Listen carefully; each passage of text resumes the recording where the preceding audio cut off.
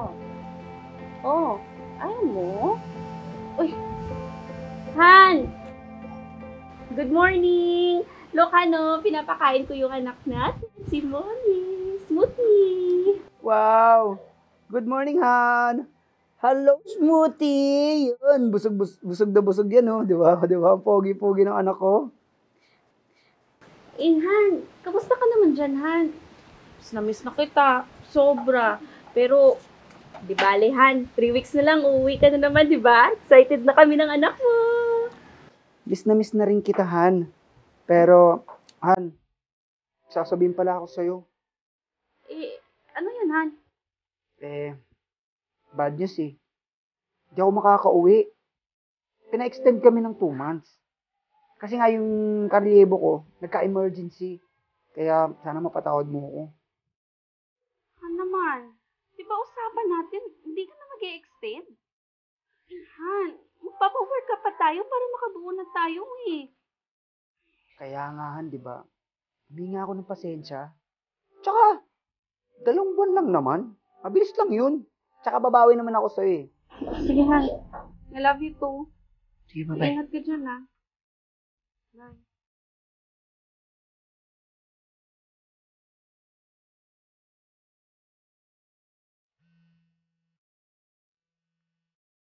Mahal!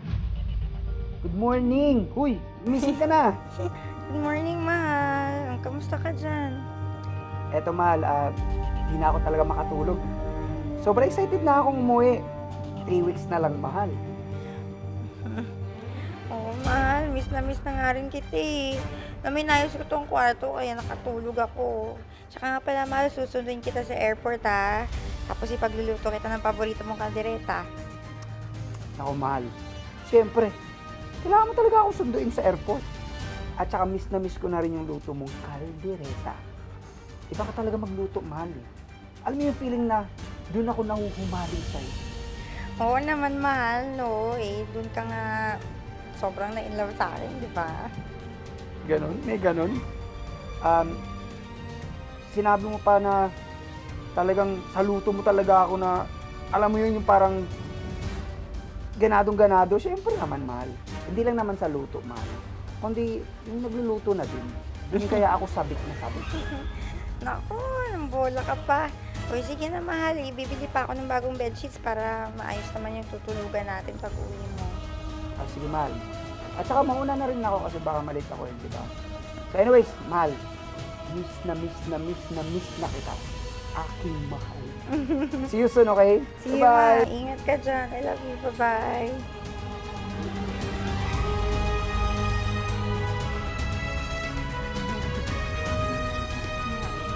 Mahal, payakap na ako ulit.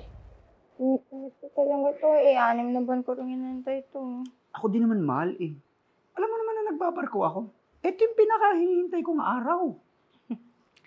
Ka na nga. Halika, upo ka na nga doon. Pinaganda ko na yung Wow. paboritong kaldereta. Wow. Sarap naman na ito. Ito yung paborito ko. Oo nga. Siya nga pala, mahal. Paano nga pala si Pebs? Ano na naman yung alibay mo sa kanya this time? Mahal, ako nang bahala dun. Sinabi ko sa kanya na nagka-emergency yung karyebo ko. And 2 months ako may extend. Ha? 2 months? Akala ko pa 1 taon ka magpapahinga. Enough naman yung savings mo, di ba? Tsaka kailan ka ba aamin? 5 taon na rin tayo sa ganitong setup eh. Mahal naman, ang importante, andito ako ngayon. Tsaka, ako nang bahala dun. Magtiwala ka lang.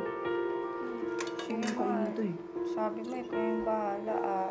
Sige na, lamig na to. Kanina ko pa niluto paborito mong kaldereta. Kumain ka na. Sige. Sarap yan. Oo. Malamang.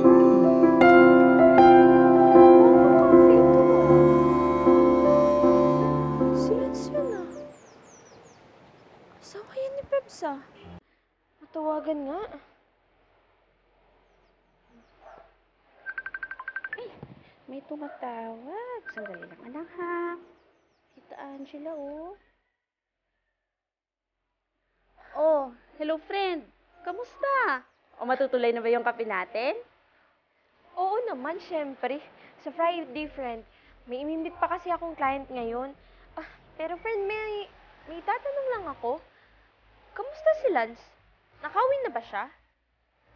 Yun nga, friend eh. Yung sinasabi ko na, ni-invite kita palagi mag-coffee kasi bored na ako dito sa bahay. Dapat sana nakauwi na si Lance nung last week pa, kaso lang, pina-extend. Ganun ba? Friend, may sasabihin sana ako, pero huwag ka sanang mabibigla, Oh, ano naman yun, friend? Kasi, nandito siya ngayon sa Sherb's Cafe. May kasamang buntis na babae. Ano? Friend, sigurado ka ba? Naku, hintayin mo ko dyan, ha? Huwag kang aalis. Bantayan mo. Sandali, pupunta ako ngayon din. Sige, ingat ka. Anak, wait lang. Fred! Saan? Andun sa loob. Sige, pumasok ka na.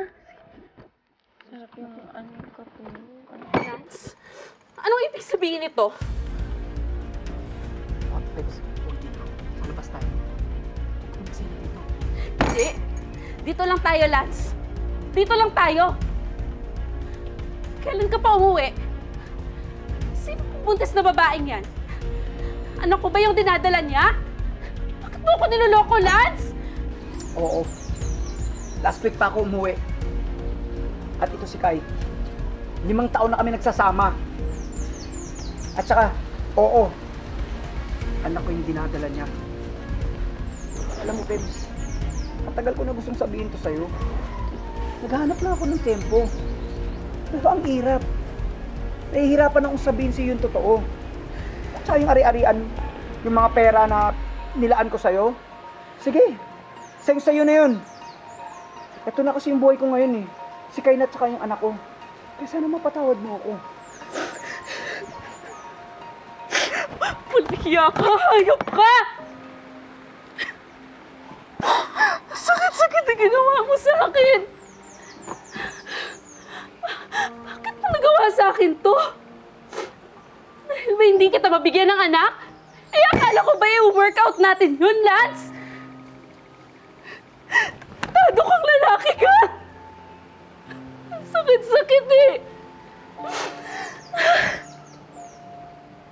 Pero sige, yung ari-arian, yung lahat ng pera, sa akin naman talaga lahat yun eh. Huwag kang maligala. Dahil lintik lang ang walang ganti, Lance. Malalaman to ng kumpanya mo. At sisiguraduhin ko na mawawalan ka ng trabaho bilang marido. Masisira yung buhay niyo ng babae mo. At pati ng magiging anak niyo. Daan mo yan.